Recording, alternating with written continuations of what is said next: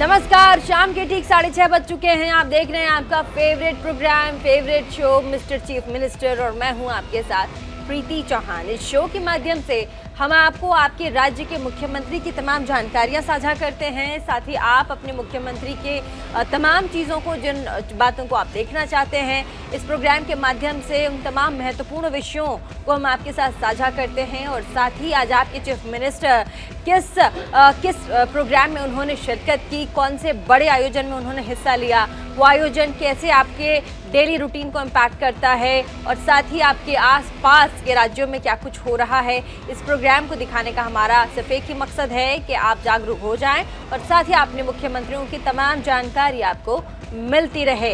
इसीलिए ये programme mister Chief minister हम आपके लिए हर रोज़ आपको हम दिखाते हैं। लेकिन शुरुआत आज मिस्टर चीफ मिनिस्टर में हम करेंगे प्रधानमंत्री नरेंद्र मोदी से।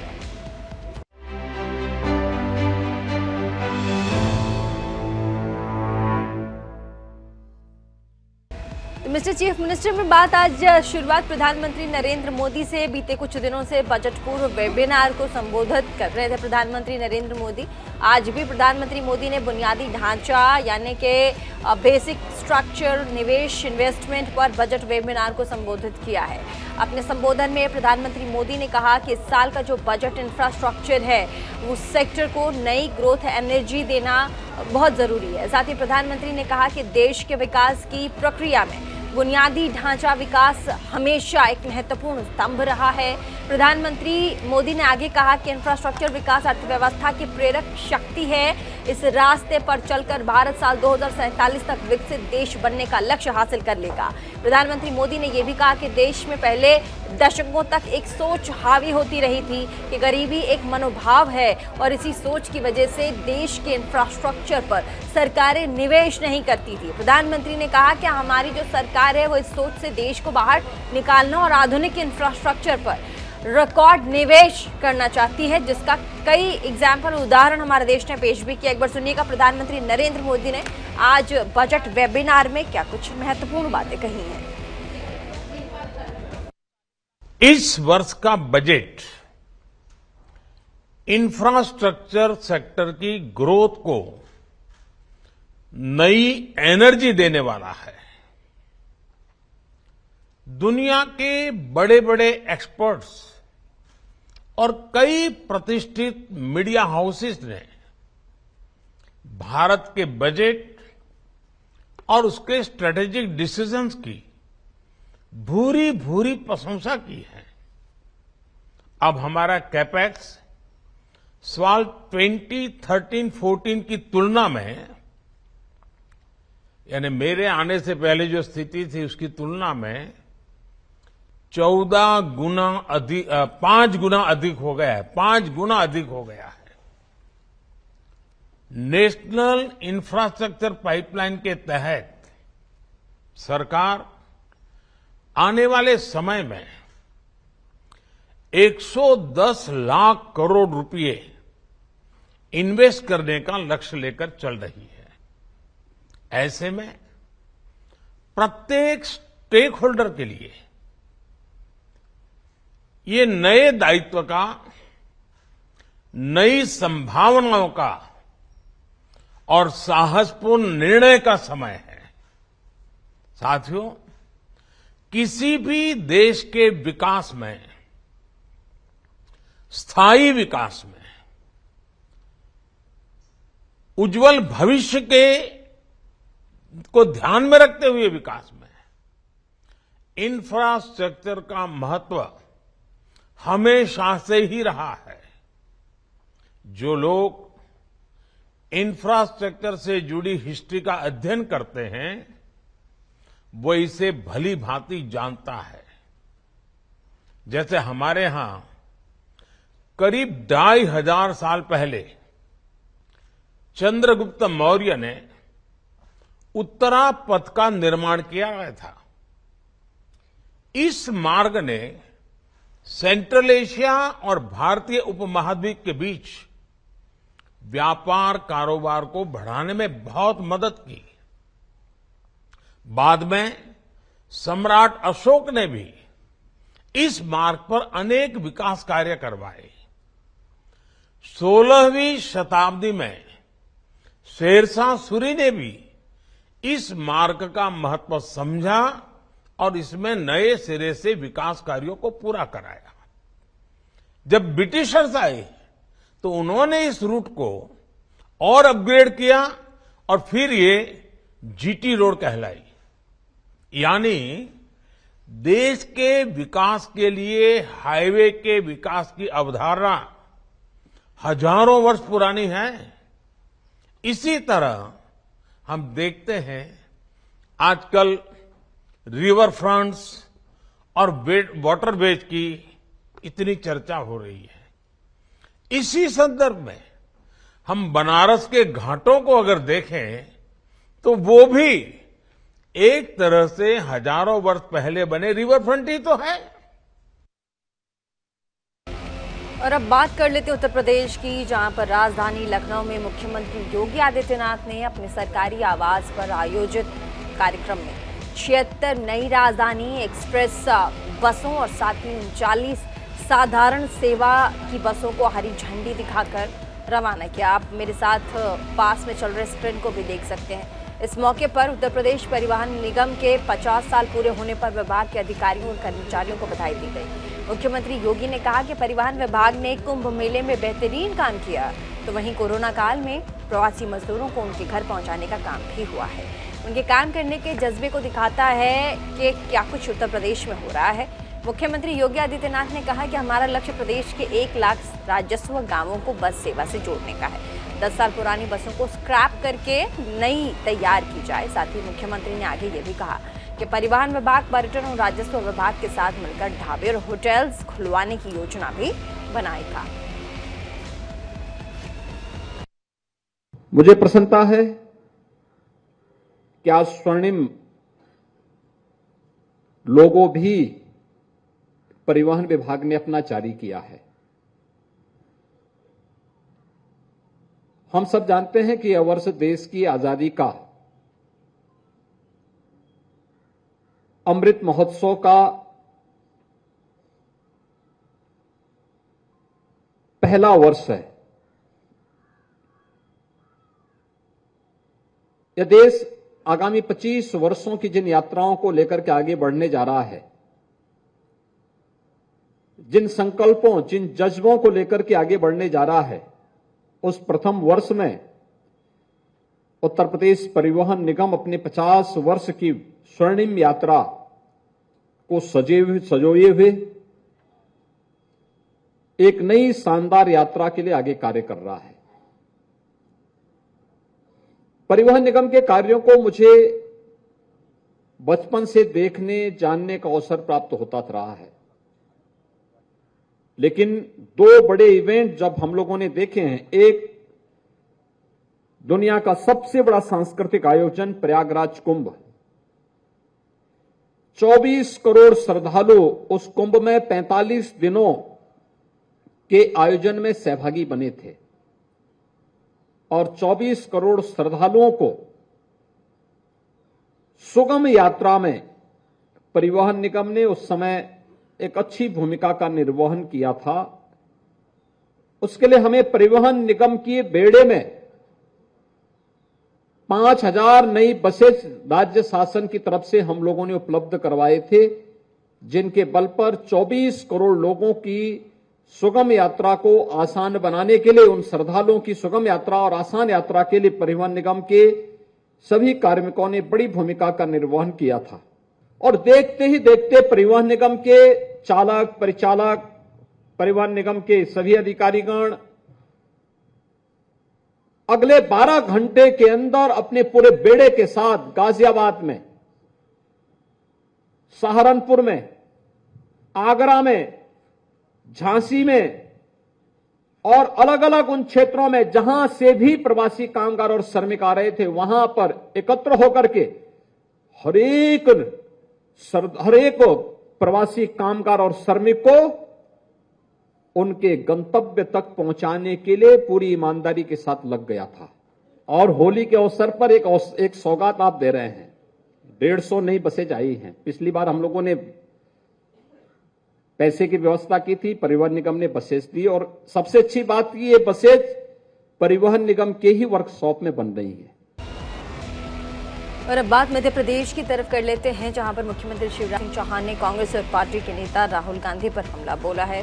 मुख्यमंत्री शिवराज सिंह चौहान ने कहा कि पेगासस फोन में नहीं, कांग्रेस के डीएनए में है। राहुल गांधी के दिमाग में पेगासस है। मुख्यमंत्री ने कांग्रेस से पूछा कि क्या कांग्रेस का नया एजेंडा देश को बदनाम करने का है। उन्होंने ये भी पूछा कि विदेशी धरती पर देश की आलोचना करना देश विरोधी कदम उठाना माना जाता है। तो वहीं मुख्यमंत्री शिवराज सिंह चौहान ने फिर से राज्य के पूर्व सीएम कमलनाथ पर निशाना साधा। कहा कि सत्ता में आते ही बैगा, भरिया और सहरिया जनजाति की बहनों के 1000 रुपए बंद करने वाले कमलनाथ जी मुख्यमंत्री लाडली बहना योजना पर सवाल उठा रहे हैं। हमने साल 2017 में बच्चों के पोषण के लिए अति पिछड़ी जनजाति की बहनों के खाते में 1000 रुपए डालना शुरू किया था। अब उन्हें क्यों बंद किया गया, इसका जवाब कमलनाथ जी दें। पेगासस फोन में नहीं है, राहुल गांधी के दिमाग में है। कांग्रेस के डीएनए में घुस गया पेगासस। मुझे तरस आता है इनकी बुद्धि पर। ये विदेश की धरती पे जाके हमारे देश के खिलाफ बयानबाजी करते हैं, विदेशी दूतावास में जाके भारत विरोधी बातें करते हैं। कांग्रेस का नया एजेंडा है विदेशों में भारत को बदनाम करो। देश में नहीं चल रही है कांग्रेस, साफ होती जा रही है। प्रधानमंत्री श्रीमान नरेंद्र मोदी जी लोगों के दिल में बसे।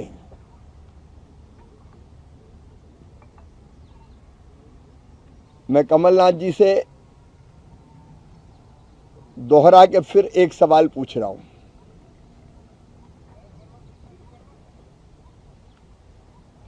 वो लाडली बहना पे सवाल उठा रहे हैं। मैं आज बहुत जिम्मेदारी से पूछ रहा हूं कमलनाथ जी, आपको जवाब देना होगा। मैंने पहले भी पूछा, जवाब नहीं आया। हमने बेगा, भारिया, सहरिया बहनों को 2017 में 1000 रुपया उनके खाते में डालना शुरू किया था, ताकि परिवार में बच्चों का पोषण ठीक से कर सके। जब तक हमारी सरकार रही 2018 तक हमने वो 1000 रुपया बहनों के खाते में डाला। आपने सरकार आते ही कमलनाथ जी बेगा, भारिया, सहरिया जो अत्यंत पिछड़ी जाति की हमारी बहनें हैं, उनका 1000 रुपया बंद क्यों कर दिया, खाते में क्यों नहीं डाला? आज मेरी बहनें आपसे सवाल पूछ। अब बात राजस्थान की। यहाँ पर प्रदेश के मुख्यमंत्री अशोक गहलोत ने जयपुर में एसएमएस मेडिकल कॉलेज के प्लैटिनम जुबली कार्यक्रम में शिरकत की। कार्यक्रम को संबोधित करते हुए मुख्यमंत्री अशोक गहलोत ने कहा कि शिक्षा, स्वास्थ्य सेवा ऐसे क्षेत्र हैं जिनका इस्तेमाल व्यापार, मुनाफा कमाने के लिए नहीं किया जाना चाहिए। उन्होंने ये भी कहा कि कोविड महामारी के दौरान एसएमएस अस्पताल ने अच्छा काम किया है। अन्य राज्यों से भी लोग इस अस्पताल में इलाज करवाने के लिए आते हैं। मुख्यमंत्री गहलोत ने कहा कि स्वास्थ्य सेवा का क्षेत्र है, न कि मुनाफा कमाने का क्षेत्र है। समारोह में मुख्यमंत्री अशोक गहलोत ने निम्स यूनिवर्सिटी और साथ ही न्यूज इंडिया 24/7 के चेयरपर्सन डॉक्टर बलबीर सिंह तोमर को सम्मानित भी किया। तो बताते चले कि निम्स के चेयरपर्सन डॉक्टर बलबीर सिंह तोमर को समाज में सराहनीय काम करने के लिए सम्मानित किया गया। इस मौके पर कई जानी मानी हस्तियां भी शामिल हुई। इस कार्यक्रम को 2 दिन 4 मार्च और 5 मार्च तक चलाया जाएगा। ये कार्यक्रम 2 दिन का है।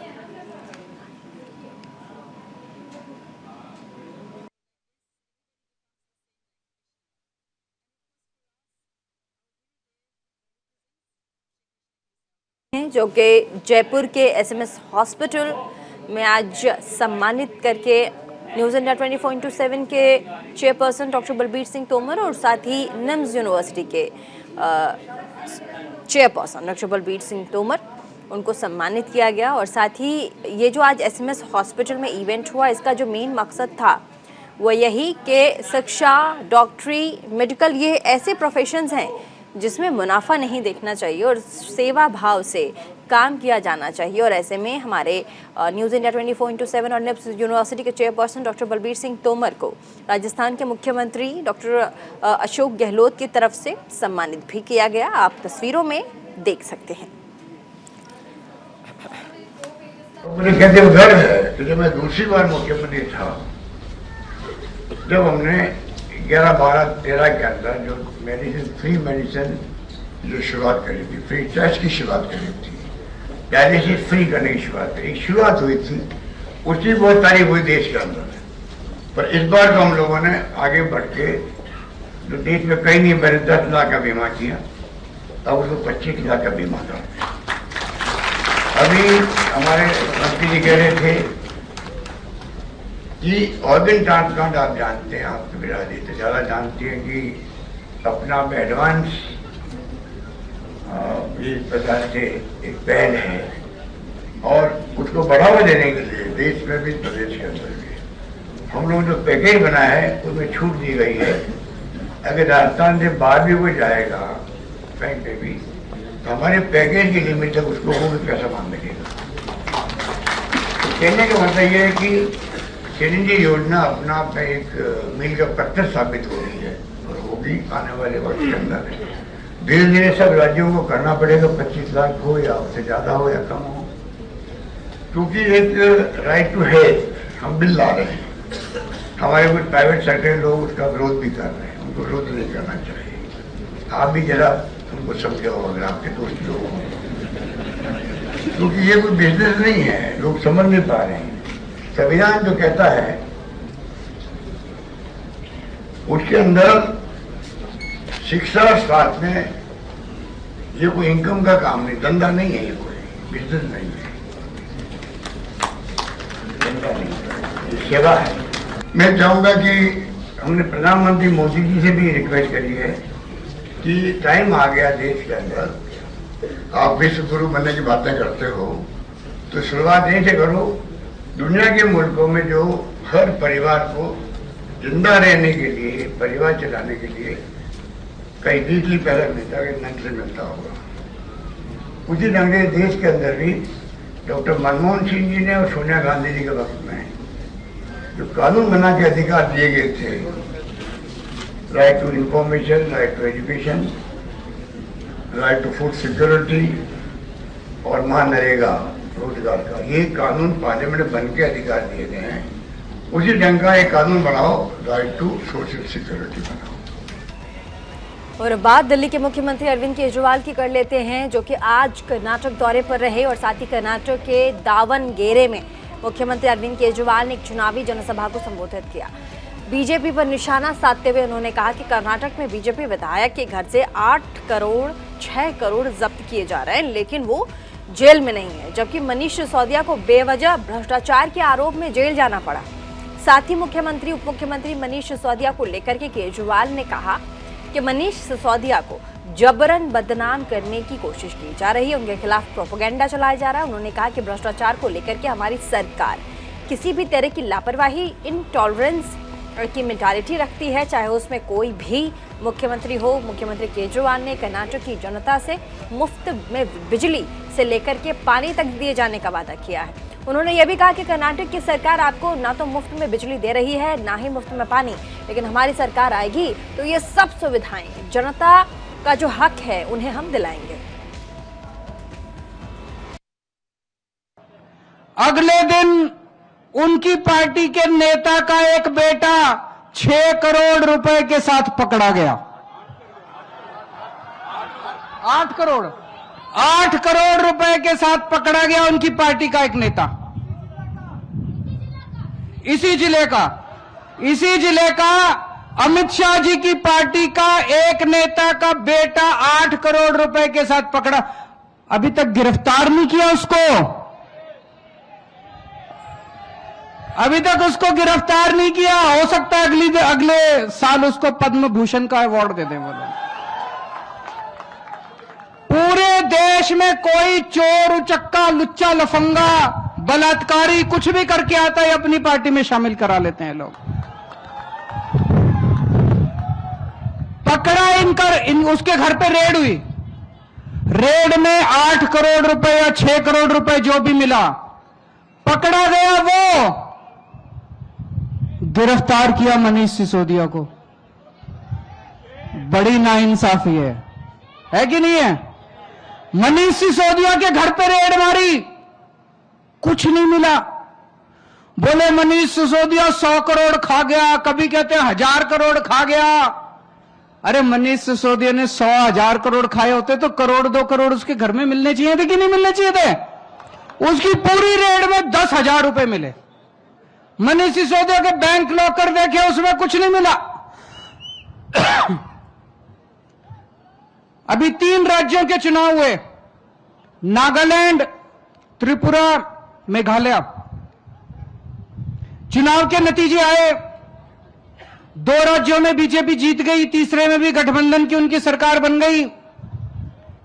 शाम को प्रधानमंत्री जी दिल्ली में अपने पार्टी हेडक्वार्टर में गए भाषण देने के लिए, विक्ट्री सेलिब्रेशन के लिए। विक्ट्री सेलिब्रेशन में भाषण दे रहे थे। उन तीनों राज्यों में, नागालैंड, मेघालय, त्रिपुरा, आम आदमी पार्टी नहीं लड़ी, हम चुनाव ही नहीं लड़े वहां पे। प्रधानमंत्री जी अपने भाषण में आम आदमी पार्टी का जिक्र कर रहे थे। डर लग रहा है मोदी जी को। आम आदमी पार्टी वाइंड अप होगा।